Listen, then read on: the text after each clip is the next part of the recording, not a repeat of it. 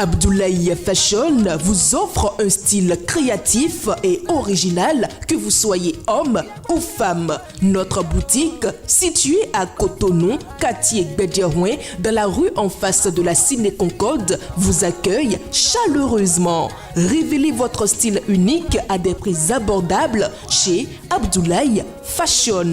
Contactez-nous au plus 229 97 09 40 114. Les portes de la mode s'ouvrent pour vous chez Abdoulaye Fashion.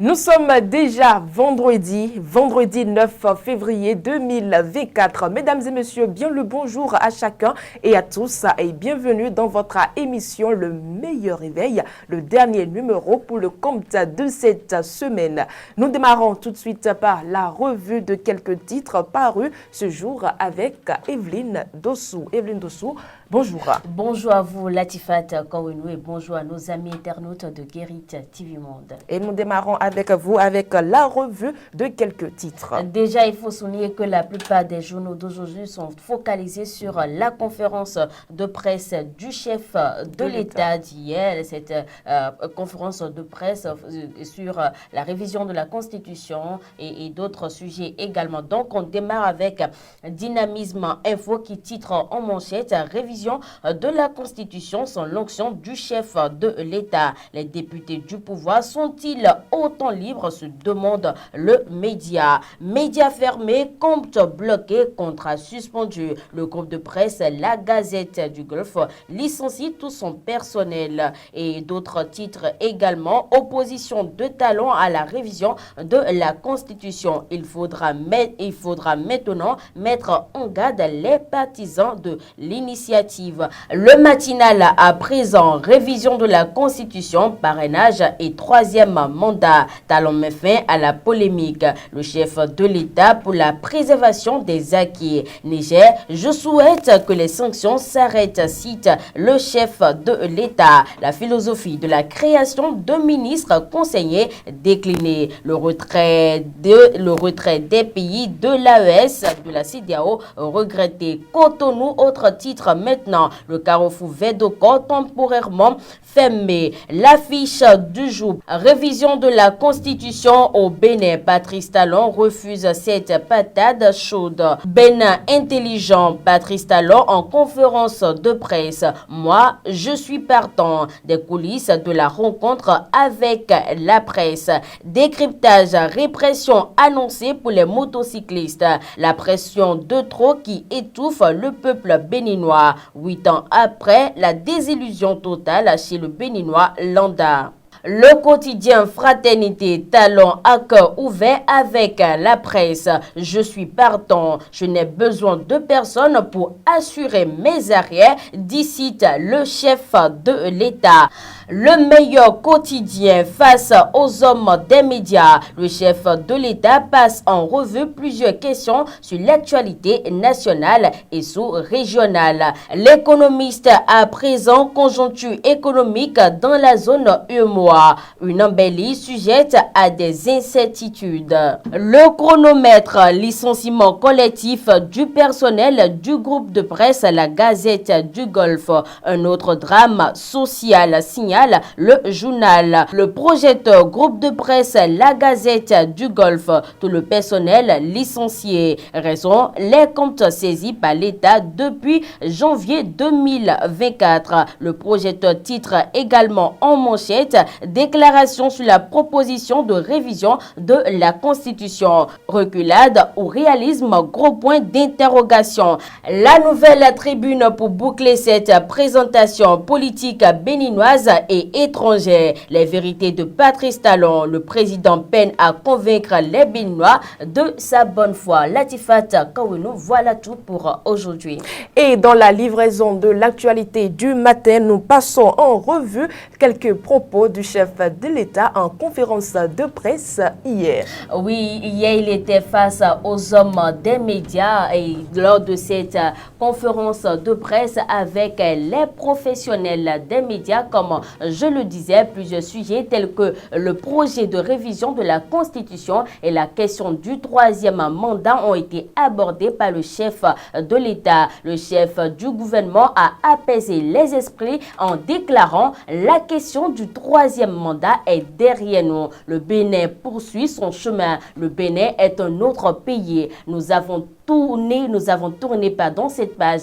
Je ne veux pas qu'on touche à une seule virgule de la Constitution. Je l'ai clairement dit aux députés de la mouvance. Je ne demande aucune révision de la Constitution. J'ai aussi le désir de plaire, de séduire et d'être aimé au lieu de passer pour le méchant président. Mais que Dieu me donne la force de le faire, de faire le travail difficile afin que demain, mes compatriotes reconnaissent mes efforts malgré les difficultés. Propos du président Patrice Talon. De la présidence, nous atterrissons à la Cour suprême où le président de la Chambre judiciaire a été installé. Oui, le magistrat Vignon André Sagbo a été officiellement installé dans ses fonctions le jeudi 8 février 2024 à la Cour suprême. Il est donc désormais le nouveau président de la Chambre judiciaire de cette Cour. Après avoir prêté serment, il a accepté la lourde responsabilité de dire le droit et de respecter la nouvelle feuille de route de la Cour en matière juridictionnelle. Dans l'interactualité, précisément au Togo, la date des élections législatives et régionales sont connues. Oui, justement, alors que le mandat des députés a expiré fin 2023, la date des prochaines élections législatives est désormais fixée au 13 avril 2024 selon un compte rendu du Conseil des ministres de ce 8 février 2024. La campagne électorale s'ouvrira le 28 mars et prendra fin le 11 avril. Au Gabon, Sylvia et Noureddine Bongo subissent des traitements cruels, inhumains et dégradants selon leurs avocats. C'est regrettable, Latifat Kaweno, mais les avocats de l'ex-présidente, de l'ex-première dame du Gabon et de son fils affirment qu'ils subissent des mauvais traitements en détention. Incarcérés à la prison centrale depuis plusieurs mois, ils avaient été arrêtés suite au coup d'État du 30 août 2023 et sont poursuivis entre autres pour haute trahison contre les institutions de l'État, détournement massif des deniers publics, malversation financière internationale en bande organisée. L'avocat dénonce le non-respect de nombreuses conventions des droits de l'homme dont le Gabon est signataire. Il ne demande pas de traitement de faveur, mais simplement le respect de la présomption d'innocence et de leur dignité, également de la dignité humaine, a-t-il déclaré. Par décence, l'avocat n'a toutefois pas donné de détails sur ces mauvais traitements que subissent ses clients. Merci à vous, Evelyne. On se retrouve dans un instant dans la rubrique santé et bien-être de ce matin. C'était ça. Mesdames et messieurs, nous passons à présent à la météo du jour.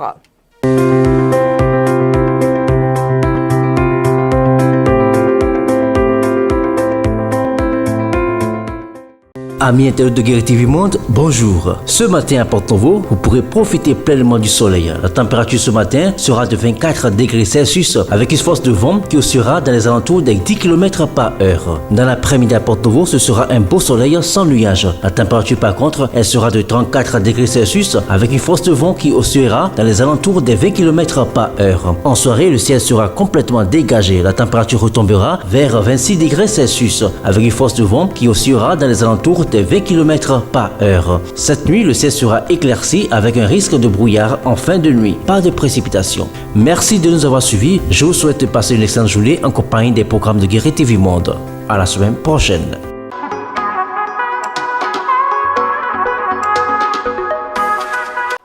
Le rendez-vous culturel à ne pas manquer, c'est le concert spectacle vivant de Jimmy Bella qui est prévu pour demain, samedi 10 février 2024 à 20h00 sous la paillote de l'Institut français. L'entrée, elle n'est pas gratuite, elle est juste à 2000 francs CFA et à 1000 francs CFA. Natif du pays, précisément d'Adja, Brice Chénion alias Jimmy Bella est à la fois métronome et lead vocal du BIM, c'est-à-dire Benin International Musical, formation révélée au monde en 2018-2019. Artiste complet, Jimmy Bella maîtrise plusieurs instruments de musique ainsi que le chant pour lequel il affiche une parfaite aisance. Il compose et assure les arrangements pour des célébrités béninoises. Mesdames et messieurs, ne manquez surtout pas ce concert qui est prévu pour demain, samedi 10 février 2024 à l'Institut français du Bénin situé à Cotonou. Mesdames et messieurs, la rubrique santé et bien-être, c'est tout juste après cette virgule.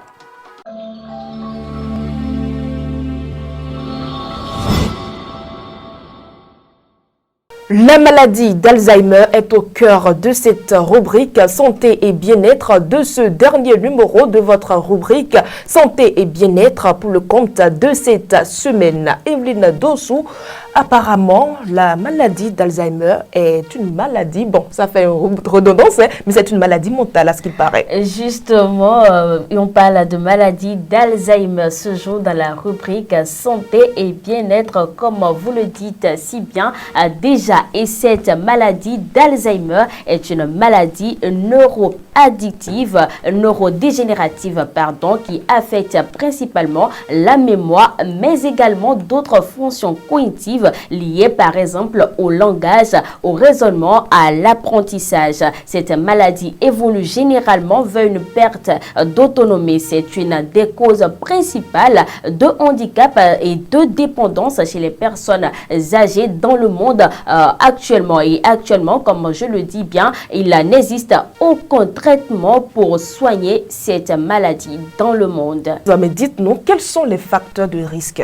Plusieurs facteurs de risque interviennent dans cette maladie d'Alzheimer, cette maladie de trouble mental. Donc, et les principaux facteurs de risque connus sont les suivants. Il s'agit d'abord de l'âge. L'âge est le plus grand facteur de risque connu de démence, mais la démence n'est pas une conséquence inéluctable de vieillissement. Par ailleurs, la démence ne touche pas exclusivement les personnes âgées. La démence d'apparition précoce, définie comme apparition des symptômes avant l'âge de 65 ans, représente jusqu'à 9% des cas. La génétique également intervient dans cette maladie d'Alzheimer. Plusieurs gènes seraient liés à une sensibilité accrue à la maladie. Il y a les gènes du métabolisme du peptide amyloïde, les gènes impliqués dans l'inflammation, les gènes entraînant la communication entre les neurones.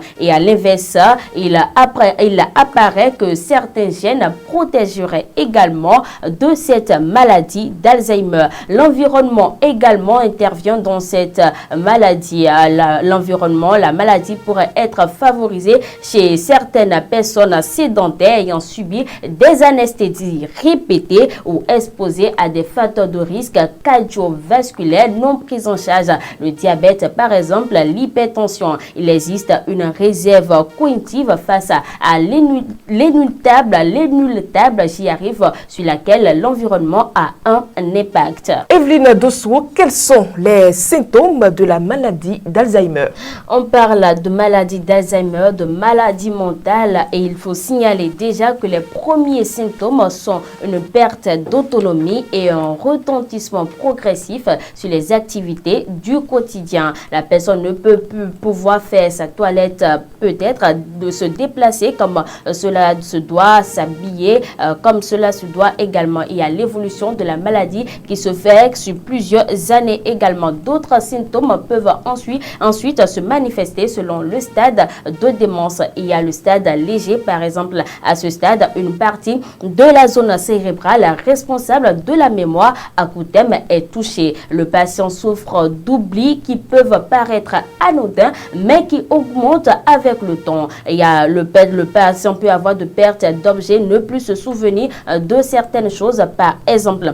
Il y a le stade modéré. Différentes régions du cerveau à ce stade sont touchées. Le patient perd d'abord progressivement son autonomie. Il a du mal à reconnaître les personnes de son entourage, avoir du mal à réaliser des tâches ou à prendre des décisions également. Il y a au final, le stade sévère. À ce stade, les lésions cérébrales se multiplient. Le patient perd toute sa mémoire et presque toute son autonomie pour les gestes du quotidien. Se perdre, à avoir du mal à effectuer des gestes habituels, développer des troubles du langage également. Et là, comment faut-il diagnostiquer la maladie d'Alzheimer?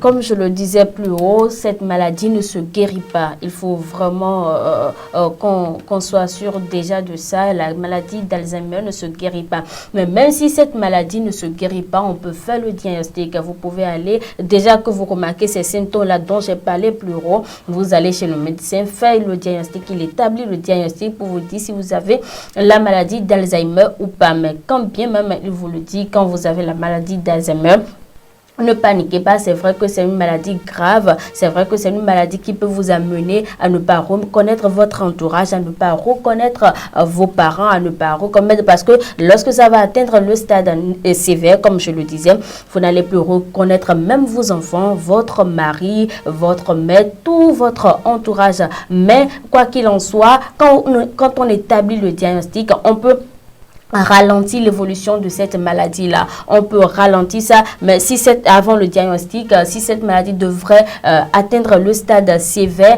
déjà dans 2 ans, on peut ralentir ça de sorte que ça puisse atteindre, au moins on puisse atteindre d'abord 5 ans, que vous ayez le temps de préparer votre futur, d'avoir un mental psychologique pour pouvoir faire face à cette difficulté à laquelle la vie va vous soumettre dans quelques années. Donc on peut ralentir la maladie de 5 ans, si c'est possible, hein. Il faut d'abord faire le diagnostic, d'abord pour voir de combien d'années on peut encore ralentir cette maladie-là, pour quand même vous permettre de vous familiariser encore beaucoup plus, de ressentir la chaleur familiale avant que la maladie ne vous atteigne totalement. Mais quoi qu'il en soit, faites d'abord le diagnostic. Et on peut également prévenir cette maladie-là selon l'OMS. Et pour prévenir cette maladie, il faut déjà éviter les comportements, il faut éviter certains comportements, il faut éviter de prendre de l'alcool, il faut éviter de fumer, parce que tous ces comportements, tout ce que nous consommons aujourd'hui sont le résultat des maladies qui nous atteignent demain en réalité. Tout ce que nous consommons de nocifs et tout, ce sont les résultats en réalité quand on devient âgé. Toutes ces choses-là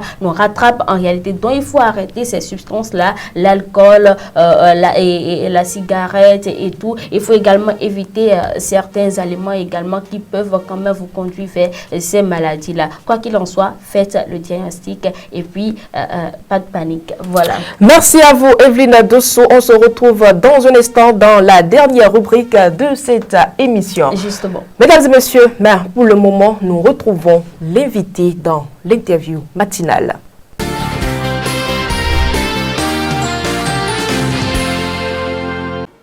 Une canne pas comme les autres, une canne exceptionnelle, c'est ce à quoi nous avons assisté au cours de cette 34e édition de la Coupe d'Afrique des Nations. Mesdames et messieurs, sur ce plateau, dans l'interview matinale, je reçois pour vous Marcel Ndoubessi, il est journaliste sportif. Ensemble, nous allons revenir sur les matchs de la 8e de finale, quart de finale et la demi-finale de la Coupe de la Cannes Côte d'Ivoire 2023. J'ai hâte d'être déjà la Coupe du Monde 2026, mais doucement, on ira mollo mollo. Marcel Ndoubessi, bonjour. Bonjour. Nous avons assisté à une CAN pas comme les autres. Déjà, en 8e de finale, il y a eu des équipes qui se sont révélées de grands talents. Oui, c'est normal puisque il faut savoir que la CAN de cette année, elle a été un peu différente contrairement aux autres compétitions. Nous avons eu d'énormes surprises puisque c'est ça qui révèle en quelque sorte la beauté de ce football africain-là.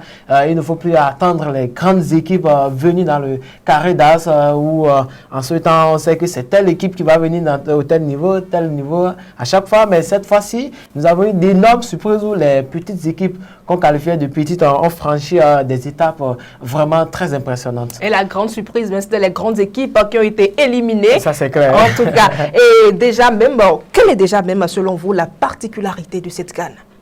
Bon, la particularité de cette CAN, d'abord, il faut avouer que l'organisation a été parfaite. Ça, il faut sincèrement l'avouer, puisque quand vous venez suivre cette messe africaine dans une nation, ou bien dans un pays du moins où on n'espérait pas arriver à ce niveau-là, l'organisation, l'accueil, comment toutes les équipes ont été traitées, ainsi de suite, avant maintenant qu'on ne donne le top de la compétition dite même. Et qu'on prend des équipes comme le Cap-Vert, le Mali, c'est des équipes qui ont montré vraiment, qui ont vraiment fait de grandes surprises au cours de cette CAN-là. Oh. On ne s'y attendait pas. Non, on ne s'y attendait pas, surtout le Cap-Vert. Vous avez dit tout à l'heure, le Cap-Vert, la Mauritanie, ces équipes-là qui sont venues, l'Angola, qui sont venues déjà au niveau des huitièmes de finale. Ce ne sont pas des équipes qu'on n'espérait pas, puisque déjà dans les matchs de poule, vous avez l'élimination précoce du Ghana,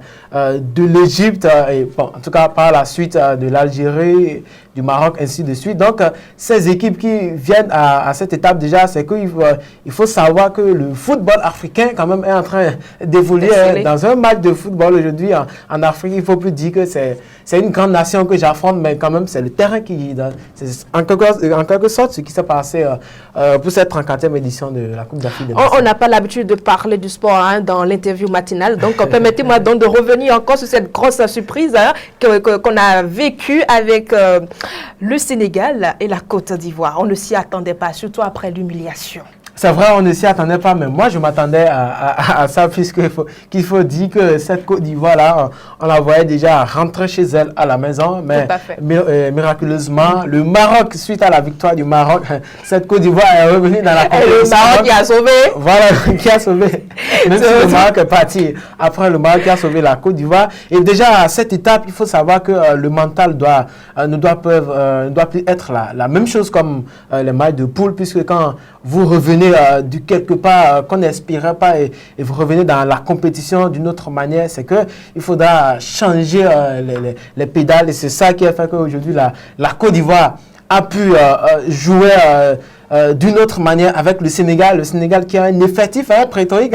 Le Sénégal, quand vous mettez le 11 sur le terrain, au banc de touche, il y a vraiment de talent, mais malgré tout ce que le Sénégal disposait, la Côte d'Ivoire, avec un mental uni sur le terrain, et aussi cette Côte d'Ivoire qui savait qu'elle a un pardon à demander à toute une nation qui était au terrain, en tout cas a failli à franchir cette étape-là qu'on n'espérait pas.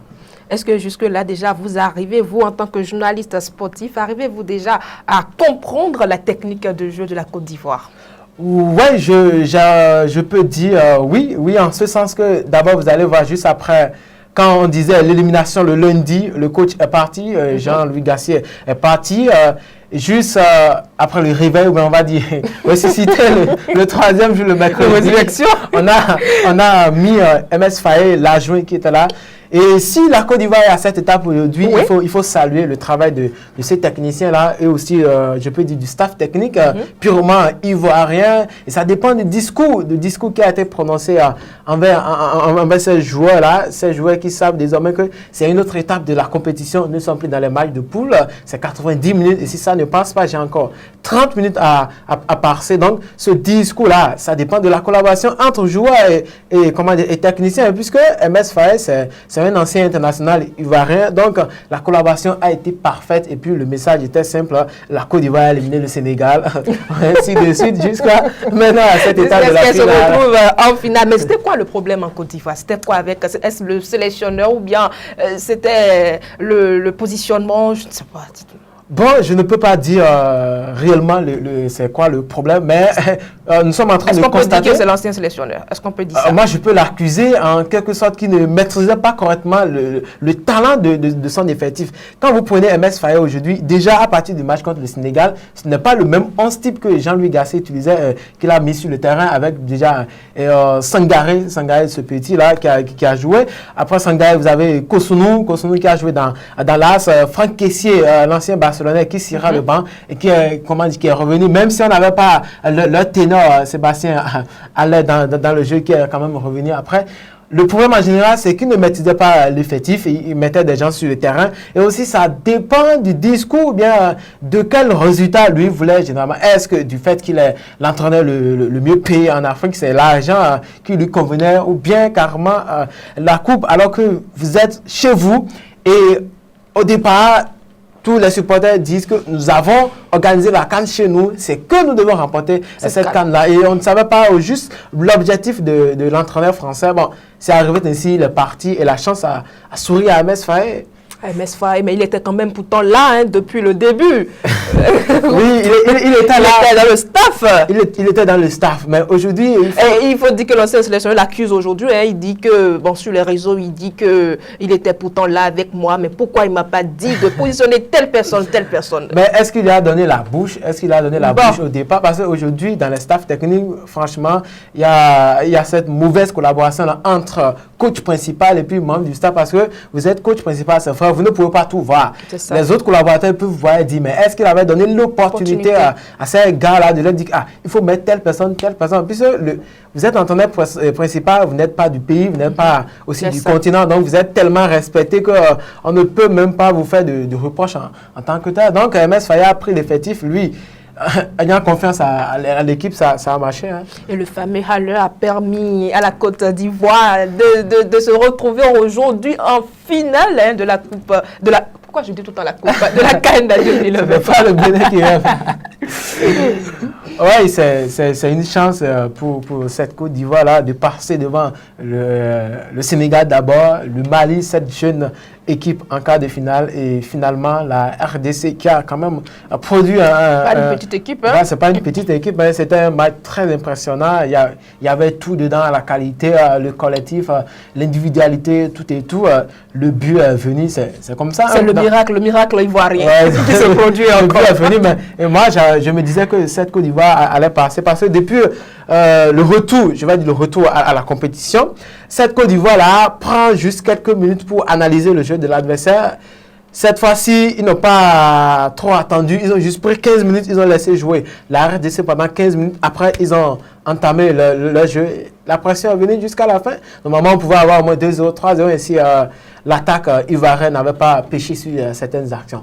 Il faut quand même saluer le travail effectué par la RDC. En tout cas. Et la question que je vais vous poser déjà, c'est cette finale-là entre la Côte d'Ivoire et le Nigeria déjà. Comment vous voyez déjà cette finale? Ce sera une rencontre de taille. C'est vrai, on a 90 minutes encore à suivre entre deux grandes nations qui se connaissent déjà en 2015. La Côte d'Ivoire avait pris part cette équipe nigériane là pour s'offrir le trophée en ce temps de Yaya Touré. Donc cette fois-ci, je suis en train de voir la Côte d'Ivoire va prendre sa canne. Va prendre sa canne. Si le même système de jeu, le Nigeria aussi. Oui, le Nigeria tout. On ne refuse pas le Nigeria tout. Bon, moi, personnellement, je peux dire ivoirien et je suis en train de voir que avec Osimhen. Le grand. Osimhen, le grand qui ne lâche rien pour cette équipe. Disons, notre voisin, le Nigeria, est juste à côté. L'idée aurait été de supporter le Nigeria, parce que c'est le Nigeria, c'est comme si c'est le Bénin qui gagnait. Oui, en tout cas, la majorité des Béninois sont en train de supporter le Nigeria. Mais le football, c'est la fête.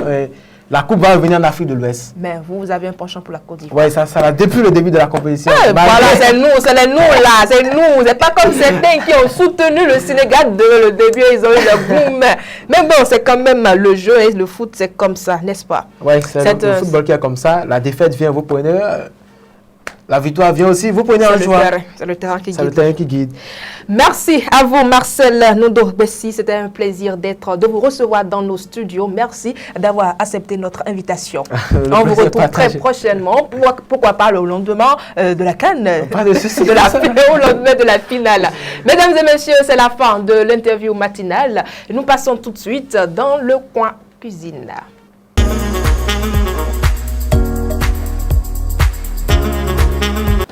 C'est le dernier petit déjeuner de la semaine. Mesdames et messieurs, nous allons découvrir ce que nous réserve Evelyne Doussou pour nous ce matin comme petit déjeuner. Attendez-vous au pire, hein, pourquoi pas. Evelyne Doussou. Oui, bonjour à vous. Encore les bonjours. Oui, encore une fois, quand on revient dans le coin cuisine. Et ce matin? Aujourd'hui, je vous offre de la salade. Vous pouvez faire de la salade avant d'aller au boulot le matin. Prendre, pourquoi pas... Des laitues? Oui, des laitues, justement. C'est ça, je veux dire, des laitues. Pas seulement des laitues. Bon, il faut un mélange. Mais vous pouvez, au lieu que ce soit, par exemple, parce qu'on le fait également avec du spaghetti. Donc, au lieu que ce soit du spaghetti, vous pouvez changer et faire avec du coquillette. Pourquoi pas le matin avant de vous rendre au boulot. Cela va favoriser votre journée, certainement. Mais ce qui donne le goût à la salade, il faut préciser que c'est la vinaigrette. Vous n'avez pas une astuce spéciale là, parce que quand la vinaigrette, elle est mal faite, oui, non, à chacun sa façon de faire sa vinaigrette, mais surtout, il faut quand même utiliser la moutarde. Vous voyez, il faut utiliser la moutarde, mais à chacun sa façon de faire la vinaigrette, et puis, il ne faut pas trop insister là-dessus. Voilà. Il ne faut pas trop insister là-dessus. Là, elle devient égoïste en astuce. Mesdames et messieurs, elle devient pour cette fois. Il y a des gens qui seront dans les supermarchés pour acheter tout. Déjà fait. Voilà tout. Et puis, il y a des gens qui ont de façon traditionnelle de le faire avec du vinaigre, du citron, de la mayonnaise et tout. Donc, chacun ses astuces. Et vous, moi, j'utilise de la moutarde, j'utilise du vinaigre, j'utilise de la mayonnaise également et un peu de lait également dedans aussi pour le faire. Vous voyez, non? Donc voilà, c'est pour ça que je dis à chacun, je ne vais pas le dire ici, on ne fait pas de la publicité. Voilà pourquoi je dis à chacun sa façon de le faire. Voilà, on ne va pas trop insister là-dessus. Voilà. On ne fait pas de la publicité ici. De toutes les façons, la recette, elle est incomplète, mesdames et messieurs, mais bon, nous allons nous en contenter. Le plus important, c'est de savoir que Evelyne a une manière de faire sa vinaigrette avec de lait, quelle quantité, quel lait. Bon, pas du tout. Peut-être si à la prochaine CAN, le Sénégal arrivait à aller en finale. Là, je vous dévoilerai tout certainement. Voilà. Mesdames et messieurs, merci d'avoir été des nôtres. C'est déjà la fin de ce numéro de votre émission Le Meilleur Réveil. Et surtout, le rendez-vous footballistique du week-end. Ne le manquez surtout pas. C'est le dimanche avec la Côte d'Ivoire et le grand voisin de l'Est. Il s'agit bien du Nigeria. Ça va bouger cette loi. De toute façon, que le meilleur gagne. On le disait depuis hier, que le meilleur gagne, que le meilleur remporte cette CAN. Ne manquez surtout pas. C'est la CAN de l'histoire. La CAN de l'hospitalité. C'est la CAN de l'histoire. De l'hospitalité, la meilleure de toute l'histoire. Merci d'avoir été des nôtres. On se donne rendez-vous le lundi prochain à la même heure sur votre émission Le Meilleur Réveil et surtout avec la bonne humeur. Bon week-end.